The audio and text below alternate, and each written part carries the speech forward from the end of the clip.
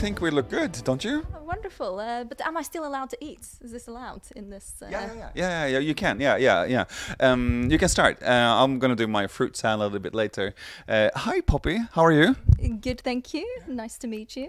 Yeah. This is the first time we meet, actually. You know, I've seen your things quite a bit all over the place. I recognize you, but it's one of those that I'm not sure where from. That I wonder if I've seen you in Stockholm at the fair or something like that. So. People tend to go like, when I meet like Jaime Hayan, and go like, yeah, I remember your hair. Yes.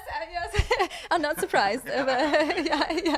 So, Poppy, we're here because I'm on a trip to see what you're doing here in Norway.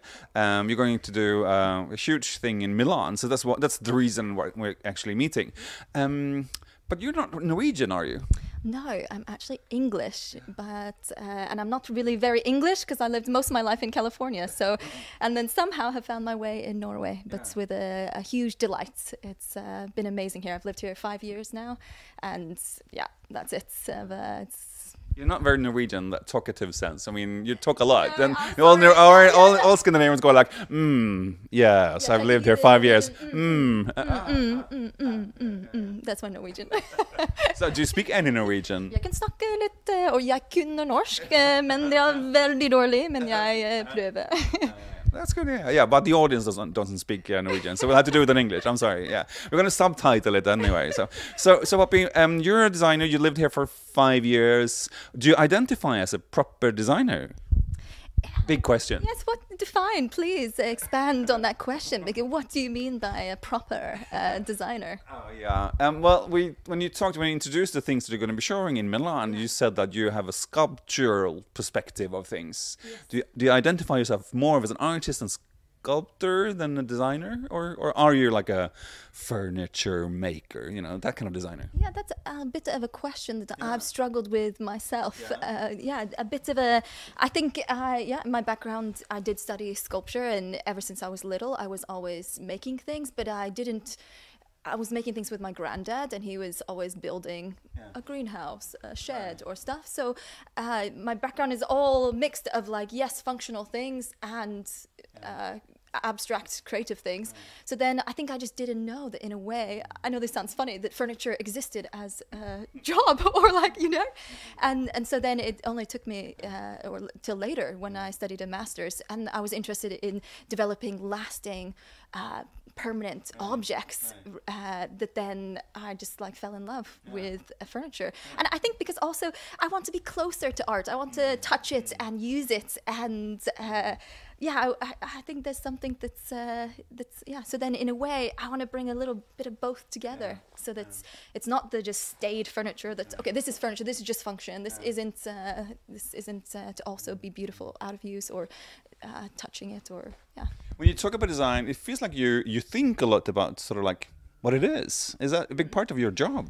Yes, but I think that is the artist's background, and obviously design thinking, they teach you that in school, and that's a huge thing, and that's very affected me, in that in a way I didn't know so much about sustainability or circular design, or about good materials and bad materials, because from an artist's perspective, you're making such limited runs. It's not such a big thought, unless you are, as a concept, perhaps talking about the environmental crisis, or in that way. So I think it wasn't until later that then I've forgotten your question. Yeah, but that's okay. Yeah, I forgot it too. So, well, I'm here with Poppy. I think it's time that we sort of introduce your most famous work to the audience. Can we not bring the brush up to here? Can you not hold the brush? I'm sure you've all seen this. This is a beautiful brush, and to me, it's both sculpture but also extremely feminine. I know, yeah. But how come you do brushes that look like an iron? An iron? I've never thought of that before. You mean in this position of I have to admit, I've not thought of that before, in that way. I think the shape came from exploration in steam bending. Again, very Scandinavian. Yes. Steam bending, Yes, of course. And boat making, again, go back to the Vikings. Apparently, I only like Viking techniques, apparently. We'll see if we get into the Viking story, because you talked about that earlier. Before we put on the camera, we'll see if we go there. So I think it's something really beautiful, not having to add anything to the material. It stays still the material. Oh, of course, I've added something here, but in the steam bending itself, you're not having to glue anything. It's using the natural glue in the wood itself to form it. Don't you want to know why I think it's feminine? Yes, I do actually. And I'm feeling like, is it because it's curves? Like because it's a brush. It's a table brush. Do you say that word? Yes. Yeah. Crumb brush. Yeah, crumb brush is a good word as well. And if you hold it, yeah. Would you like me to? As a man, I think I want to push it. I mean, I want to push the brush against the table, but since it has this shape makes it lighter and softer and therefore feminine. That's why it's a feminine brush. Yeah, I'm taking this back. Yeah, I'm taking this back. It's a equal opportunity product. But okay, well, I'll do like it. It has gotten a lot of attention. I'm sure you've all seen it in magazines and in installations all over. How much is it? For this one specifically, well, I keep changing the price. This one is 1,200 kroner now. Yeah. And that's about 120 euros. Yeah. Approximately. So let's taste our dessert. Yeah. These are quick topics back and forth, tossing, and I'm trying to juggle dessert and microphone and see if I can get some fruit salad. Did you make this? I did indeed. This is my ode to Scandinavian spring. A bit of fennel. We don't use that so much in other countries, and it's such a light and refreshing. Fennel is good. Yeah. Do you like dessert? Fennikel. Fennikel in Norwegian? I was trying to think of what it is in Swedish. Fänkål, I think we say. Yeah, okay. And in the Norwegian, I think fennikel. Are you a dessert person? I do. I love dessert very much. Yeah. And, yes, I was not sad to hear about the topic of your video. So what kind of desserts do you like? Well, many. Equal opportunity dessertist as well, you know, to my audience as well as... Do you like sculptural desserts? I do, actually. I love experiential, of course, food and experiential desserts. Oh, totally. Give me, you know, with the chocolate and pour the hot, like anything like that. Or what is the ice that's... Right, yeah. You know what I mean? So like a volcano thing. I'll give you the best tips of the restaurants in Stockholm next time you come. They do piggy banks. It's built in an old bank palace. Yes. So it's they do piggy banks, and it's chocolate, and you pour some hot fluid of it. It might be chocolate, and then it sort of makes, and you break it, and all out comes the money.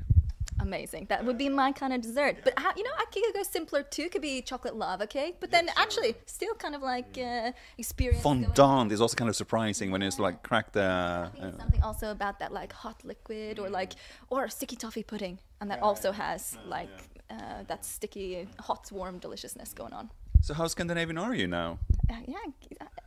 How Scandinavian can you be? Should you be? 5 years. But I think at least my work is probably more Scandinavian than in the way I am, because I only studied furniture here in Norway and did a master's here. So then my training is only from that perspective. I didn't know so much. I knew I wanted to go in this direction, and I wanted to study in Scandinavia and in Norway. Because of the material deliciousness and storytelling of materials in Norway, I think is so much stronger than in other countries. And it feels more connective than the furniture that I'm used to. And I wanted to be part of that. I think it's a super interesting young design scene in America as well. I think there's something happening there in the larger cities. In LA, New York, it seemed like seeing hop over and kind of joining, funnily enough, even though they're so separate. But back then, I was completely in the art scene. So, and of course, it's very funny how scenes can be similar but completely separate. So I actually don't have so much knowledge from that area. But so you live and work here. Do you make money? Good question. I'm trying to. Please buy a brush. So worth it. But you need to push a bit. And it's both male and female. I don't want to cancel out half my audience of a consumer market. Exactly. But I mean, living here and trying to survive as a very artsy designer, can you make a living here? Yeah, if you're working with shops, but I think you have to do a bit of all sorts of things to do that. So I'm also working with other designers or working on styling for photo shoots, other creative areas in the connected industry. It's all, I'm sure, like in Stockholm, it's all connected here. So I think you have to wear a hat of several things, and you know, I work with trends and the future forecasting things. You know, in the future, no one will have one job; you will have 5 jobs. Oh, great! I'm a futurist. I have 8. No. Me too. Me too. I totally understand that. So, can we not talk about sustainability? Yeah. You're sitting on something really interesting, Yeah. and actually, I can't remember where I saw that. It's in a report. Was it like Design or maybe somewhere? Have you Python? No, I saw it somewhere else. Well, we need to show it to the audience. So lift up the stool. Believe it or not, it looks like it's wood or concrete, but it's actually paper. Oh, this one is actually Swedish paper. This one behind us. You can see it. You can tell. You can tell. This one is actually Norwegian paper behind us. The round table thingy. There. You see it? Yeah. And this is actually made with paper or trees. It's the bark is included, right. And that's why the color is different. So they're both actually completely natural. This is just the inner pulp of the tree, and this is both the pulp and the outer. But is that the future of designer? This is like you're going to have to respond to what everyone else is doing. But I mean, what I think is, as a designer, you need to investigate a lot more in materials. Is that the future, you think? I think so. I think now, if you're coming into product design, it's completely different. I think you have to be thinking about what's this job in this society and for the world, like for 20 or 30 years more of work, and what is that future going to look like, and what should it look like? And I think we have to do something different, as many, of course. So I think everyone, and especially designers coming in, have to take responsibility for that. And we see, of course, older designers that are in different ways of thinking that aren't doing that. But I think everyone is going to have to start doing that. Is that a difficult word to identify yourself with? Sustainable? Like, yeah, I think because sustainable, it seems so. This maybe is bad to say, but it feels cheap. Because there's so much like, because there's obviously a lot of greenwashing in the industry, and I think sustainability is sustainable has become such a flash buzzword. So it's like, oh, cringe! Don't call me like the, That's I think circular design. It's a phrase that's more, and of course it's becoming a bit greenwashed too, but it's a bit more like. It's hard to cheat circular design because can it go back into the earth? Can it either be recycled again? Yes or no? It's not. You can't really greenwash so much. When you two, I'm taking back the mic. Sorry, I need to talk as well. Sorry, there's two people competing about the tension here. This is going to be the last question because our 15 minutes are up almost. Yeah. I know the time flies. When you talked also as here, we're on a fantastic attic here in the middle of Oslo right now. It's super fantastic. You talked about you making pieces, furniture, objects that are meant to be loved for a long while. Do you remember that? Do you remember saying that? Many words ago. Yes. Do you remember saying that? What was the last thing you got to bring back home that you fell in love with? Can you remember? Right now, one of the more recent things I have is this bowl from it's a cast aluminium bowl from a designer in England, Lewis Power. And I met him maybe 3 years ago in Stockholm. And it was the first time with Fold Oslo, this design collective I'm part of, we're exhibiting our work and meet other designers, and met him. And he's doing this really interesting work with a factory in England. And then we've become friends over time, And then he was part of an exhibit last year that I was helping curate, and he sent us some work, and then I got to keep it afterwards. He's super nice, and so like something like that, it has like a story. It has so much around it. It's not just the material. It's about love. I think it's important. And we have 2 more minutes. Oh, God, I have plenty of time. No, one more minute. So let's talk about desserts. What are you going to bring to Milan from Oslo as a dessert? Oh, as a dessert, not as. No, we don't. No, people have to Google the things you're gonna. Or we're gonna post things where they can see you after. But I mean, let's talk about dessert. What would you bring? Would you bring like lunch pakke? What do you call it? Lunch. I love quick lunch. No, you know what? I'm not sure because it's gonna be very hot there in June. So I'm not sure what is a good. I'm looking forward to dessert in Milan, like tiramisu or anything. You're a tiramisu kind of person. Yes, I cannot wait for that. Do you still do barbasso? Yeah, everyone still goes. So I look forward. I'm not gonna go there. No. I'm so done with that. Yeah. Barbasso has passed its deadline. A fun thing that's everyone just like energy getting together, and I think there's an age gap here.